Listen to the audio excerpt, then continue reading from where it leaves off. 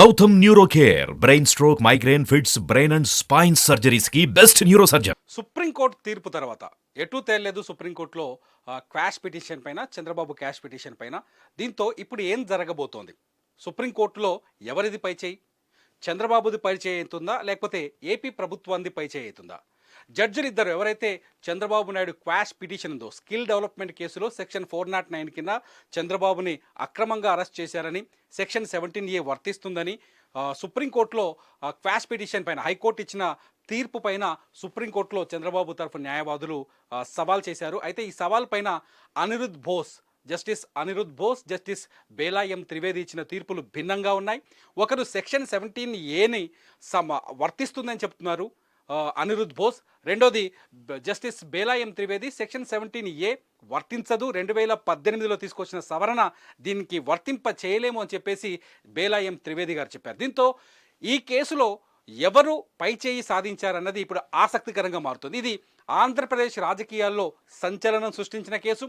ఆంధ్రప్రదేశ్ రాజకీయాల్లో ఎప్పటి నుంచో లెజెండ్గా ఉన్న చంద్రబాబు నాయుడిని అరెస్టు చేసిన కేసు. ఈ కేసులో చంద్రబాబు అరెస్టుకు ముందు గవర్నర్ అనుమతి తప్పనిసరి, ఈ అరెస్టు అక్రమం అంటూ తెలుగుదేశం పార్టీ నాయకులు కావచ్చు, కార్యకర్తలు కావచ్చు, చంద్రబాబు మద్దతుదారులు కావచ్చు, చంద్రబాబుకు మద్దతు ఇస్తున్న జనసేన అధినేత పవన్ కళ్యాణ్ కావచ్చు, వీళ్ళంతా తీవ్రమైన ఆరోపణలు చేశారు. ఏపీ ప్రభుత్వం అక్రమంగా, అన్యాయంగా చంద్రబాబు నాయుడిని అరెస్ట్ చేసిందని చెప్తూ వాళ్ళు మొదటి నుంచి ఆందోళన వ్యక్తం చేశారు. ఈ కేసులోనే అరెస్ట్ అయిన చంద్రబాబు నాయుడు దాదాపు 53 రోజుల పాటు రాజమండ్రి జైల్లో ఉన్నారు. ఈ కేసులో చంద్రబాబు నాయుడికి బెయిల్ వచ్చింది. ప్రస్తుతమైన బెయిల్ పైన బయట ఉన్నది. ఈ బెయిల్ పైన కూడా ఆంధ్రప్రదేశ్ ప్రభుత్వం సుప్రీంకోర్టులో పిటిషన్ దాఖలు చేసింది, బెయిల్ని సవాల్ చేసింది. బెయిల్ని నిరాకరించాలని, హైకోర్టు ఇచ్చిన బెయిల్ తీర్పుని నిరాకరించాలని చెప్పేసి ఆంధ్రప్రదేశ్ ప్రభుత్వం సుప్రీంకోర్టులో పిటిషన్ దాఖలు చేసింది. జనవరి 17వ తేదీన ఫైబర్ నెట్ కేసులో చంద్రబాబు బెయిల్ పైన విచారణ జరగనుంది సుప్రీంకోర్టులో. జనవరి 19వ తేదీన స్కిల్ డెవలప్మెంట్ కేసులో చంద్రబాబు నాయుడు బెయిల్ పైన విచారణ జరిగే అవకాశం ఉంది. ఈ రెండు విచారణలకు ముందే సెక్షన్ 17A పైన విషయం తేలిపోతుంది. సుప్రీంకోర్టు చాలా స్పష్టమైన తీర్పు చెప్పబోతుంది. సెక్షన్ 17A చంద్రబాబు నాయుడుకు వర్తిస్తుందా, వర్తించదా అనేది తేలిపోతుంది అని చెప్పేసి అంతా భావించారు. Section 17A first time Chandrababu కేసులోనే తెరపైకి వచ్చింది. సెక్షన్ 17Aని 2018లో అమెండ్మెంట్ చేశారు. సెక్షన్ 17A అమలులో ఉంటే, ఒకవేళ జస్టిస్ అనిరుద్ బోస్ చెప్పిన దాని ప్రకారం సెక్షన్ 17Aని అమలు పరిస్తే చంద్రబాబు అరెస్టు అక్రమమవుతుంది. జస్టిస్ బేలా ఎం త్రివేది చెప్పినట్టుగా సెక్షన్ 17Aని పరిగణలోకి తీసుకపోతే ఏపీ సిఐడి చేసింది రైట్ అవుతుంది. దీంతో ఈ కేసులో ఇంకా సస్పెన్స్ కొనసాగుతుందని చెప్పాలి. ఈ కేసు ప్రస్తుతానికి సుప్రీంకోర్టు చీఫ్ జస్టిస్ ముందుకు వెళ్ళింది. సుప్రీంకోర్టు చీఫ్ జస్టిస్ ఇచ్చే నివేదిక తర్వాత ఈ కేసు పైన ఏదైనా స్పష్టత వచ్చే అవకాశం ఉంది. అక్కడ కూడా ఈ కేసు పైన వాదనలు జరిగే ఛాన్సెస్ చాలా స్పష్టంగా కనిపిస్తున్నాయి. అక్కడే కాదు, రాజ్యాంగ ధర్మాసనానికి బదిలీ అయినా ఆశ్చర్యపోవాల్సిన అక్కర్లేదని చెప్పేసి కొందరు న్యాయ నిపుణులు చెప్తున్నారు. అయితే ప్రస్తుతం ఈ కేసు స్టేటస్ ఏంటి? చంద్రబాబు స్కిల్ డెవలప్మెంట్ కేసులో 371 కోట్ల రూపాయల అక్రమాలు జరిగాయని, ఈ కేసులో చంద్రబాబు A1గా ఉన్నారని చెప్పేసి ఏపీ సిఐడి ఆరోపిస్తున్న ఈ నేపథ్యంలో ఆ విచారణ కొనసాగుతుందా లేదా అంటే, కొంతమంది న్యాయ నిపుణులు మాత్రం చాలా స్పష్టంగా చెప్తున్నారు, ఆ కేసు పైన విచారణ ఎట్టి పరిస్థితుల్లో ఆగదు, విచారణ కొనసాగుతుంది. ఒకవేళ క్వాష్ అయిన ఉంటే, సుప్రీంకోర్టులో ఈ కేసు క్వాష్ అయిన ఉంటే ఆ కేసు పైన విచారణ ఆగిపోయే అవకాశం ఉండేది. కానీ క్వాష్ కాలేదు, ప్రస్తుతానికి సస్పెన్స్లో ఉంది.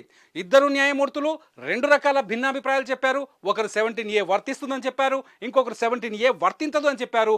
చివరికి కేసు సుప్రీంకోర్టు చీఫ్ జస్టిస్ ముందుకు వెళ్ళడంతో ఈ కేసు పైన విచారణ కొనసాగుతుందా, ఆగదా అనేది ఆసక్తికరంగా మారింది. ప్రస్తుతానికి మాత్రం న్యాయ నిపుణులు చెబుతున్నది ఏంటంటే, స్కిల్ డెవలప్మెంట్ కేసులో ఆంధ్రప్రదేశ్ ఏసీబీ ఏదైతే విచారణ ముందుకు సాగుతుందని చెప్తున్నారు. ఈ కేసులో ప్రస్తుతానికి చంద్రబాబు నాయుడికి బెయిల్ వచ్చింది, మధ్యంతర బెయిల్ ఉంది. బెయిల్ పైన ప్రస్తుతం చంద్రబాబు నాయుడు బయట ఉన్నారు. అయితే ఈ కేసు విచారణ క్వాష్ అయిన ఉంటే మాత్రం విచారణ ఆగిపోయి ఉండేది. క్వాష్ అయిన ఉంటే ఖచ్చితంగా ఈ కేసులో విచారణ జరగాలంటే అన్ని స్థాయిలో, ఒకవేళ చంద్రబాబు నాయుడిని ఎన్ని స్థాయిల్లో విచారణ చేయాల్సి ఉంటుందో అన్ని స్థాయిలో గవర్నర్ అనుమతి తప్పనిసరిగా తీసుకోవాల్సి ఉంటుంది. కానీ క్వాష్ కాలేదు. సో ఒక జడ్జ్ ఒక తీర్పు, ఒక జడ్జ్ మరొక తీర్పు చెప్పడంతో సిజేఐ ముందుకు వెళ్ళింది. సిజేఐ చెప్పే వివరణను లేకపోతే నివేదిక ఆధారంగా ఈ కేసు ముందుకు సాగే అవకాశం ఉంది. అయితే అది కేవలం స్కిల్ డెవలప్మెంట్ కేసులో క్వాష్ పిటిషన్ పైన మాత్రమే సిజేఐ అభిప్రాయం వస్తుంది.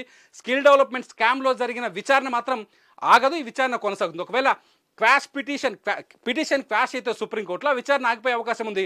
పిటిషన్ క్వాష్ కాలేదు కాబట్టి ప్రస్తుతానికి లైవ్లో ఉందని అనుకోవాలి. దీంతో స్కిల్ డెవలప్మెంట్ కేసు ముందుకెళ్ళే అవకాశం ఉంది.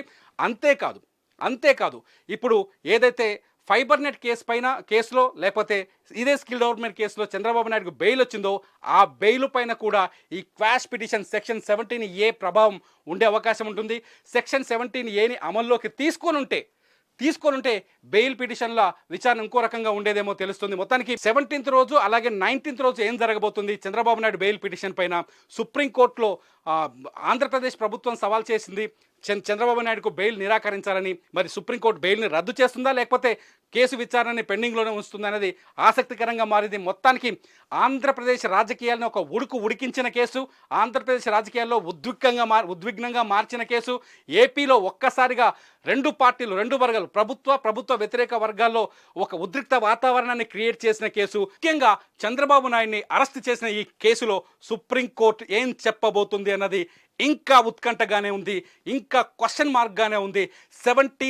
సెక్షన్ 17A పైన స్పష్టత వస్తే తప్ప ఈ కేసుల్లో విచారణ ముందుకా వెనక్కా అనేది తేలే పరిస్థితి కనిపించట్లేదు. సెక్షన్ 17A పైన ఎప్పుడు స్పష్టత వస్తుంది అనేది మాత్రం ఇంట్రెస్టింగ్గా మారుతోంది.